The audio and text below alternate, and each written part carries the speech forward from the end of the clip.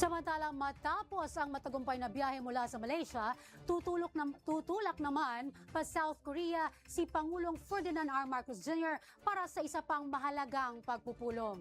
Si Eugene Fernandez, una sa balita.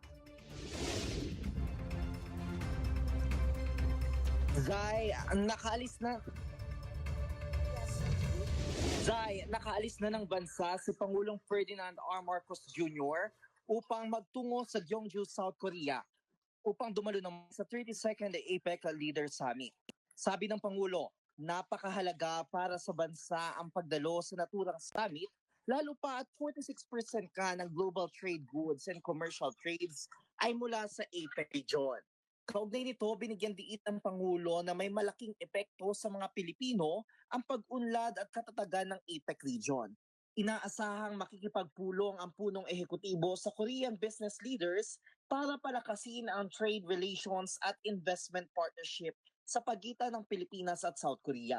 Asahan din ang talumpati ng Pangulo sa APEC CEO Summit kung saan ilalahad niya ang mga reforma ng pamahalaan upang manghikayat ng pamumuhunan sa bansa at buksan ng Pilipinas sa mas malawak na pagkakataon sa ekonomiya ng rehiyon.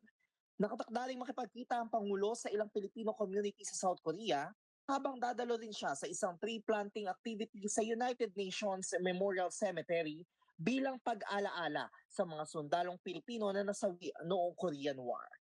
At yan muna ang update mula dito nga sa pag-alis ng ating Pangulo papuntang APEC.